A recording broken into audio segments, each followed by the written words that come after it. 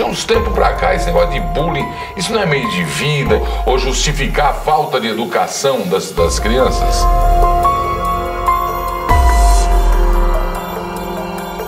O garoto, a garota chega em casa, ela não tem esse afago, ela não tem o carinho, o abraço do pai que está trabalhando, não estou culpando eles. Sim. A sociedade criou isso.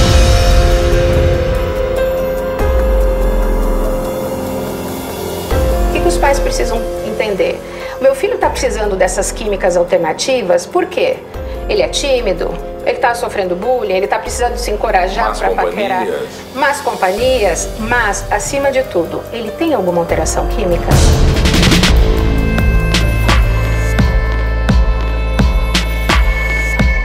Que dias estamos vivendo? Que momentos estamos vivendo? Que situações a gente vive? Que coisa! E será que é só no Brasil? Mas a gente tem visto o noticiário internacional e analisando, são sinais desses tempos aqui. Ou será que a gente trouxe de tempos idos? Eu vou conversar com a doutora Cristiane Moraes Pertuzzi. É Pertuzzi? Pertuzzi. Falei certinho, é psicóloga, psicoterapeuta, especialista em traumas, fobias e depressão. Atenção mamães, atenção papais, atenção você que está acompanhando a TV Leão. Bem-vinda, doutora. Obrigada, meu prazer estar aqui. Tudo isso que anda acontecendo, a gente sempre vê a presença do jovem. A gente viu aí a escola de Suzano, a gente viu os Estados Unidos, a boate, é jovem também, a facilidade de se pegar em armas, mas a arma não mata, quem mata é o indivíduo. O carro não mata, não atropela, quem atropela é o indivíduo. A água não mata, quem morre afogado é o indivíduo. O que está acontecendo com a humanidade? É consequência de uma geração dos impulsos, né? Todo tipo de impulso que não tem limite, né? A gente está vivendo num momento que as pessoas estão muito sem limite, né? Eu acho que em toda a cultura a gente tem a globalização para dizer que de alguma forma isso é geral, né? Não é só da nossa, vamos dizer, do nosso país latino, por exemplo, né? E como não chegar nisso? Bom, antes disso, por que o impulso nos jovens? Né? Então, assim, até a maturidade cerebral, o cérebro do jovem, ele é imaturo. Eu brinco que a parte frontal do cérebro, ela não está ainda totalmente formada, é como se fosse nosso freio de mão. Então, o jovem não tem o freio de mão. Né? Claro que podemos ter adultos, por exemplo, no caso da escola, nós tínhamos um menino de 17 e um rapaz de 20 e poucos anos. 24. Então, teoricamente, ele poderia ser mais controlado. Mas teoricamente também não é, né, os cérebros também não são exatos assim, porque isso vai de pessoa para pessoa, né? Então isso é uma questão. Por que os jovens? Porque os jovens estão, às vezes, se contêm muito, né? São frutos desse ambiente às vezes agressivo, violento, sofrem bullying, reprimem, não são acolhidos e não são percebidos pelo seu ambiente familiar ou mesmo pelas escolas. Não se leva a sério um trauma de uma briga de jovem, né, um xingamento constante de um jovem. Mas eu brigava, eu tinha xingamento. Mas a gente vivia numa cultura que eu acho que um pouco mais de limites, né? A família ainda estava olhando, o pai ainda era mais brabo. Presente, claro, né? Presente. Ele olhava o filho, né? Tava de olho. E também, assim, a gente não tinha o nível de informação que a gente tem hoje, né? Hoje a gente tem os ensinamentos, não se ensina, descobriu lá os blogs, não sei, os sites que ensina a matar, ensina... Fazer bomba, cortar o pulso. Então, isso é muito mais perigoso, porque antigamente a gente ia aprender com o vizinho, né? Se ensinar, se tivesse um vizinho meio doido que fosse te ensinar, tu aprendia. Mas senão tu não tinha. Não entrava em casa isso. Então, hoje a gente tem um tipo de informação tão sem controle, e o jovem não tem um controle próprio, não tem um controle da informação, a família não tem um controle, vira uma bomba. As escolas estão precisando de a volta do amor. E o projeto Valores nas Escolas, uma sacada de um grupo de pesquisadores, jovens, faz esse trabalho em 40 escolas? Já fizemos cerca de 40 escolas. 40 escolas. Estou recebendo o Ivan Camargo, idealizador e executor do projeto Valores nas Escolas. Bem-vindo, Ivan. Obrigado. Bom te receber aqui. Esse projeto é um projeto que você faz na escola que pede ou você já pré-determina e vai se autoconvida para ir aplicar o projeto? De início, nós estávamos oferecendo às escolas. Hoje já não, hoje a gente já recebe contato das escolas. E o que é Valores nas Escolas? O que é esse projeto? Bem, Valores, a gente tem notado que, infelizmente, devido à correria do dia a dia, né, os pais estão sobrecarregados porque tem cuidado de trazer o alimento para casa e estão deixando a desejar o cuidado com seus filhos. E cabe à escola daí o papel não só de transmitir o conhecimento, mas também fazer um papel de mãe e pai. A educação da criança, então, agora vem da escola. Pois é. E então, nós vimos isso, essa necessidade, os valores perdendo, as crianças perdidas até nas decisões que elas tomam na vida delas. Criamos esse projeto junto com os amigos. Mas o que faz esse projeto? A ideia, o que é? É que as crianças tomem decisões que sejam decisões sábias. Eles vejam a consequência dos atos deles para que eles possam, assim, refletir e tomar uma boa decisão. É um projeto de formação de caráter? Sim, podemos dizer que sim. Tem tempo para esse no currículo para encaixar, por exemplo, uma escola do estado, uma escola do município, por exemplo? Vou encaixar o projeto Valores nas Escolas. Onde é que você se encaixa ali? Ela disponibiliza uma aula de cada turma. Dura 50 minutos, então? Por volta de 50 minutos. E nesses 50 minutos vocês aplicam o projeto todo ou é um período, toda terça-feira, durante 6 meses, durante 2 meses? Então, nós, enquanto tiver aula, nós estamos lá. Enquanto houver a possibilidade, vocês estão lá, fazendo, né? De terça-feira, cada hora numa escola. Eu fico analisando, eu não me arrependo de nada do que eu passei, nem das palmadas e chineladas que eu levei. A liberdade, então, atrapalha? Eu sempre fui livre. Mas o meu filho teve mais, não seria mais liberdade, eu não entendo, é impulso, é mais informação errada, mas aí a gente passa a ser quadrado, aí começa a minoria a fazer movimentos, tá tudo errado, tem que começar de novo. Eu acho que a gente saiu de um polo de repressão, de coisas muito reprimidas, e fomos para um outro polo, né, que é daí da liberalidade, de tudo pode, tudo é possível. Então, assim, todos os extremos não são saudáveis para a mente humana e para o ser humano, para a vida social, para a vida biológica, psicológica e social do ser humano. O que os pais precisam entender? O meu filho está precisando dessas químicas alternativas, por quê? Ele é tímido, ele está sofrendo bullying, ele está precisando se encorajar para paquerar. Más companhias, mas, acima de tudo, ele tem alguma alteração química? Ele está deprimido, ele está ansioso. Hoje os cérebros são muito ansiosos, né? A gente tem a tecnologia, nós adultos também. Quantas vezes a gente fica na mídia e quando a gente vê, se a gente parar para perceber, às vezes a gente está assim, né? Ansioso, com a respiração alterada. O jovem muito mais, porque a gente tem que pensar que o jovem não tem uma estrutura, né? Ele não tem uma bagagem até para se perceber. Então aí que entra o papel da família. Então como parar esses impulsos, ele é um trabalho conjunto, não existe uma fórmula. Ivan, mas antes, na minha época de colégio, meus pais são professores, eram professores, perdão. Na minha época de colégio não se falava nisso, nem se prestava atenção nesse tipo de ação, por exemplo. Eu sempre fui gordinho, mas era atleta do colégio, esse negócio todo. Eu sempre fui feliz, assim, normal, por causa da educação em casa, entendeu?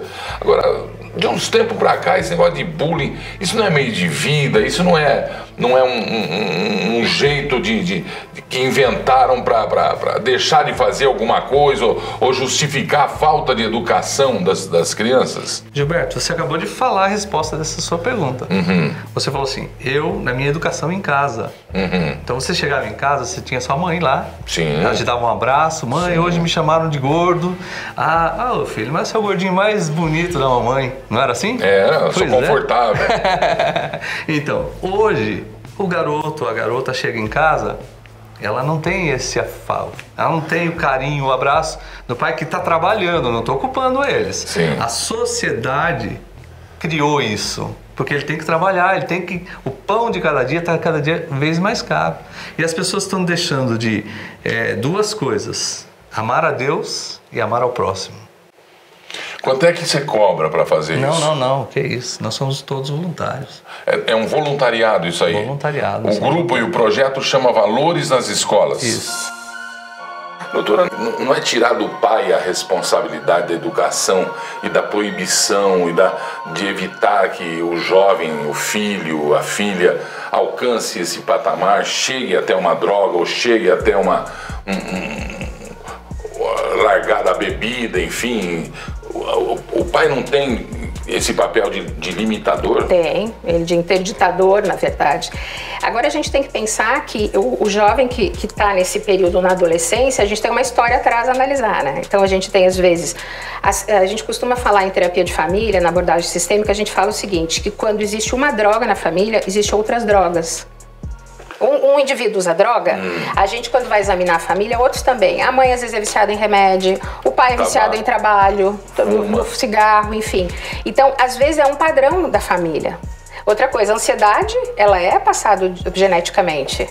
Um hiperativo é o mal da humanidade hoje, né? Acho que todo mundo tem um pouco, né? A ansiedade. E a ansiedade, ela é fruto de uma demanda externa que o indivíduo não consegue dar conta e ele se afoba.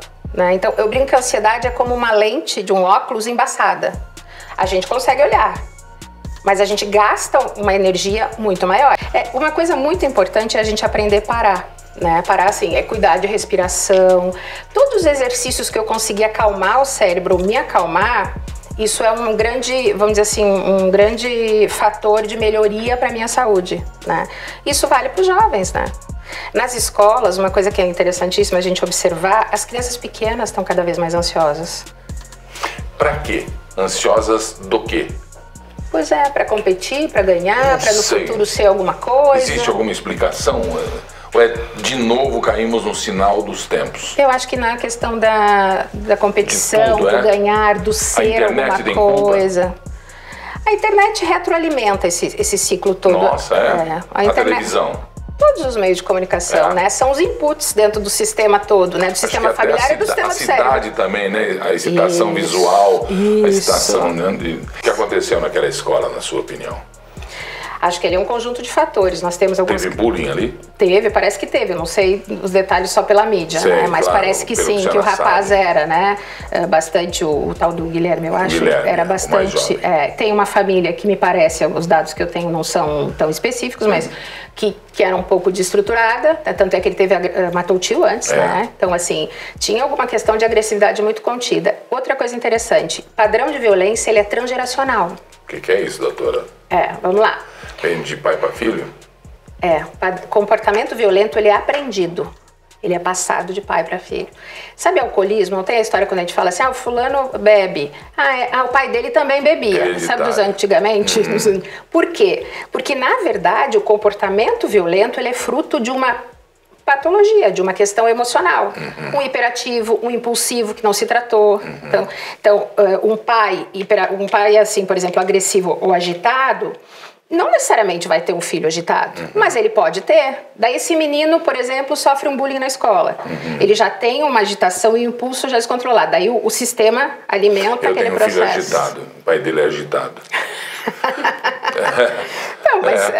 Mas isso aí a gente tem que se cuidar. 2 pontos travessão. Né? A minha mãe fala uma frase que é muito simplista, mas eu acho que ela diz tudo. O fruto não cai longe do pé, né? É verdade, é ali mesmo. É na raiz que cai. Então, assim, isso que eu acho que é interessante. Eu sempre falo assim, pra gente querer ter crianças e jovens saudáveis, nós temos que nos olhar, nós adultos. Né? Às vezes eu brinco com os meus clientes assim, a gente tem que ficar melhor a cada dia, não por nós, mas pelos nossos filhos. Como controlar isso? A cidade induz a isso, as pessoas não se olham mais, elas andam olhando para baixo. E por umbigo, né? E umbigão. Eu tenho esse costume que eu falo para todo mundo quando não me volta alguma coisa. Ou umbigão, o que foi? Pô, é só você no mundo, cara? Isso, né? Então, e isso é o que faz também os jovens ficarem Mas o mundo inteiro tá assim, não é só o Brasil, né? Não, eu acho que isso é uma coisa do... Mundial. Do próprio ganância, talvez assim, o capitalismo cada vez mais, a coisa do ter, né? Do querer ser, sobressair, né?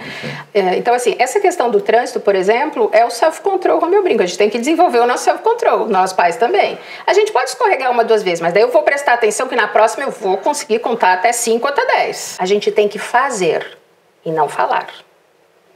Né? Tipo? Por exemplo, placa não pare. Né? Não pare. Não pare, não estacione, por exemplo. Ah, tá, não estacione. Não estaciona, né? Não é, eu vou estacionar 2 segundinhos. Segundo, não. É crime. Exatamente.